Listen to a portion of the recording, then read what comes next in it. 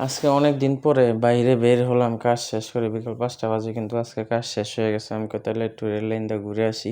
তো আমি যে রেল লাইন দিয়ে ঘুরতে যাইতেছি সামনে আমি কিছুদিন আগে ওইখানে দেখলাম যে অনেক বাঙালি ভাই থাকে ওইখানে সবজি চাষ করছে। তো ওদিনকে আর মোবাইল নিয়ে যাইনি সাথে, সেজন্য আরকি আপনাদেরকে ভিডিও করে দেখাইতে পারিনি। তো এখান থেকে মোটামুটি ৫-৬ মিনিট রেল লাইন দিয়ে হাঁটলে কিন্তু দেখা যায়। আর বাইরের ওয়েদারটা কিন্তু অনেক ভালো। চারপাশে ঘাস আর ঘাস। আর উঁচু বিল্ডিং কিন্তু অনেক কিছুই আছে। তো বিদেশ সবার জন্যই কিন্তু দেখা যায় স্বপ্নের একটা বিদেশ হয়ে থাকে। কিন্তু আমার ক্ষেত্রে কিন্তু ভিন্নটা। তো বিগত ৫-৬ মাস ধরে আসছি, তেমন একটা কাজ নাই। আর পরিবারেরও তেমন একটা টাকা দিতে পারি না। তো মন মানসিকতা কোনো দিক দিয়ে ভালো না। তো চিন্তা ভাবনা করছি যে দেশে চলে যাব। সেটা আপনাদেরকে আগেও বলছি যে আমার কিছু প্রবলেম আছে। প্রবলেমগুলো ঠিক হলে আসলেই চলে যাব। তো আজকে একটু ভালো লাগতেছে। সবসময় মাথার ভিতরে চিন্তা থাকে যে এতগুলা টাকা দিয়ে আসলাম, প্রায় ৪,০০,০০০ টাকা দিয়ে আসলাম। আসার পরে কোনো সুফল পাইনি। তো চিন্তা করি যে এতগুলা টাকা, তো ওইজন্য আরকি চিন্তা করি না, আল্লাহ পাক যে যেমনই রাখছে তেমনই হবে। আল্লাহ পাক জীবনে যদি ভালো কিছু লিখে থাকে তাহলে অবশ্যই ভালো কিছু হবে। তো যাই, আমার কথা বলতে, বলতে আমি সামনেই চলে আসতেছি। তো আমি যেই লাইন দিয়ে হাঁটতেছি এই লাইন দিয়ে কিন্তু সামনে দিয়ে ট্রেন আসে। আর ওইটা আসে পিছে দিয়া, যেই কারণে আমি ওই লাইনে যাই নাই। তো এটা দিয়ে গেছি। তো আর দেখতে, দেখতে কিন্তু চলে আসছি।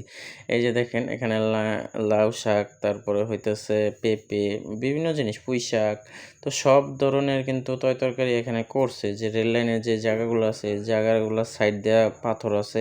পাথরের মাটিগুলা সরাইয়া তারপরে কিন্তু তারা করছে। তো ভিতরে তারা থাকে, ভিতরে ওয়ার্কশপে তারা কাজ করে। তো আমি ভাবলাম যে না, ভিডিওটা একটু করি, তার মধ্যে নিজেরও ভালো লাগে। হঠাৎ করে একটু বাইরে বের হলে কিন্তু নিজের কাছেও কিন্তু অনেক ভালো লাগে। তো অনেকদিন পরেই বের হইছি। তো আমি বেশি একটা বের হই না, যেই কারণে আরকি বিভিন্ন ধরনের ভিডিও শুট করতে পারি না।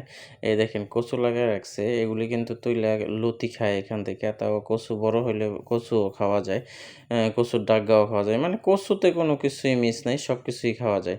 তো এখানে দেখেন আবার ওই যে পেঁপে চারা লাগাইছে, আরো ওইখানে অনেকগুলা আছে আরকি, করলা গাছ লাগাইছে, আরো অনেক কিছুই আছে। তো যেইগুলো আরকি আপনাদের মাঝে আমি তুলে ধরার চেষ্টা করতেছি যে সবসময় দেখাই। এই যে দেখেন কি সুন্দর কইরা পরিচর্যা করে, ওই যে আবার দেখলাম যে সিম গাছ আছে। গাছের ভিতরে কিন্তু আবার সিমও ধরছে। অনেক সুন্দর, সুন্দর সিম ধরছে। ওই যে দেখেন সিম ধরছে। সিমে শুকায়ও গেছে। তেমন একটা পাইরা খায় নাই। তো বিকালবেলা কিন্তু আবহাওয়াটা অনেক ভালো ছিল। বৃষ্টিও ছিল না তেমন কিছু। তো আবার ওই যে দেখেন সিম গাছে ফুলও আসছে এবং সিমও আছে। দেখতে কিন্তু অনেক ভালো লাগে। প্রবাসের মাটিতে যদি আপনার কোনো কিছু কিনে না খেতে হয়, তাহলে এইভাবে চাষাবাদ করলেও আপনারা কিন্তু